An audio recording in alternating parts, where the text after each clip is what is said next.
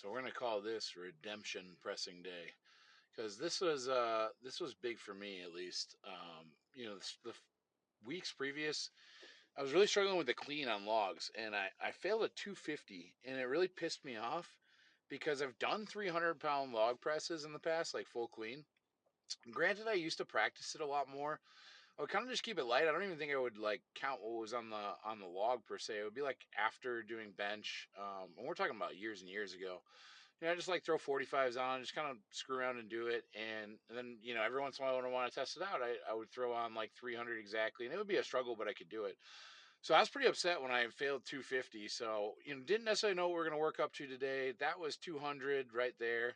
I was feeling good. I knew I was going to go up. Here's Hunter. This is his first round with, I believe this is 240 on there.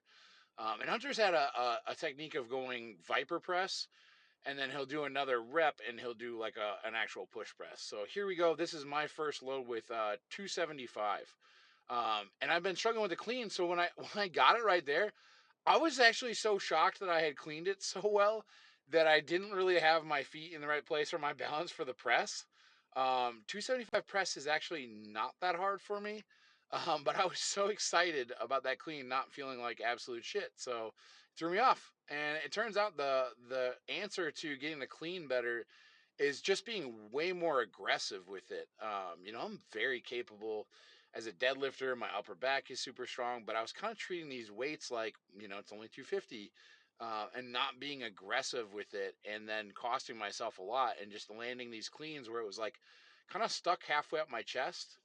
I will say another thing that was a big difference here is that I went to a soft belt, actually on Hunter's recommendation. So you see there that super good clean. That's what 275 log press looks like for me. That was big time. In our contest, this is going to be another angle of it. In our contest, we're going to do 280 for reps. Granted, the log will be on the floor.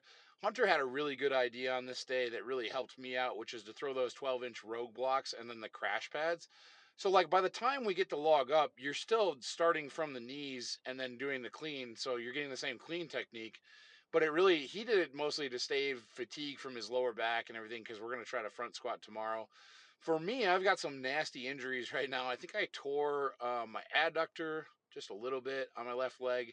And then I also tore my hamstring. So you see there, once again, I was down to like 240, didn't do the clean aggressively enough and completely failed it. And so I had to take it again and just be more aggressive. And then I did the 240, and then I got some reps in the press. So that was 240 for three. Definitely, did feel some fatigue on Sunday. We did some giant block pulls, so I was still probably feeling that. But no, super happy with that. Even just the three right there felt good. Hunter was at a point here where he had to realize that I think once the weight gets heavy enough, he's going to be better off not trying to Viper press it, especially because, he's got to do 280, 285, whatever it is in the contest too. So he's going to have to do the clean and the push press. That's going to be the technique. So we were talking about that today. And I think this was big for him too. Even just being 240, that's a high enough percentage that it felt good. And then he got me really excited when he said, "Hey, do you want to go do behind the neck press?" Nobody ever wants to do behind the neck press. I've programmed it for clients and then be like, "Oh, I can't do that." I get it's an awkward movement. It takes some shoulder mobility, and also it's probably an ego check for most people. But I'm good at it, and I really enjoy doing it. So you can see there, I did one set with 225. I got 5 reps. I got Hunter to go up to 135. He was hesitant, but look how it's moving. Look how it's moving. Freaking Hunter. He should have just loaded 225. Freaking punk. But yeah, I was so happy to do these. They're so fun. They're awkward. So like when you're unracking it, it almost feels terrible. And nothing against this particular rack or anything at Rise because I freaking love Rise and I love the equipment. But like I was feeling weird about where it was unracking. So like he's helped me with the unrack and everything, and then it felt good. I did 225, and then actually I don't think it's on here. I took 275 out, but during the unrack, it just felt like something was wrong in my shoulder, and there's no need for that. So we dropped back down to 225 for another set of 5. And then we want to do though incline skull crushers heavy. So one of the ways me and Hunter kind of put together our workouts is we might see something online, old school strongman doing shit, and then we'll be like, yeah, let's try that tomorrow. So he had sent me a video of Derek Poundstone doing like I think it was like 210-pound skull crushers just in this setup, and he was like, "Yeah, tomorrow let's do this."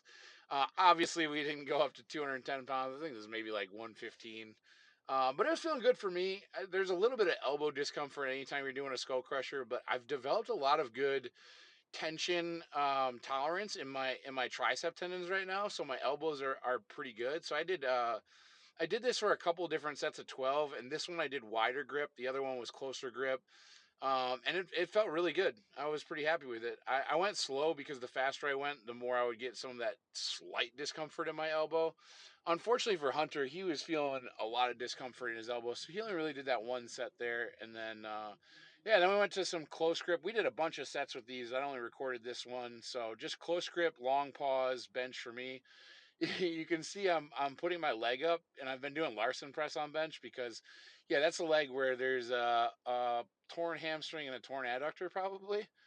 There's bruising on both the inside. Look at Hunter flexing on me while I'm doing bench. You know, that's always good. That's what you guys are really here for. So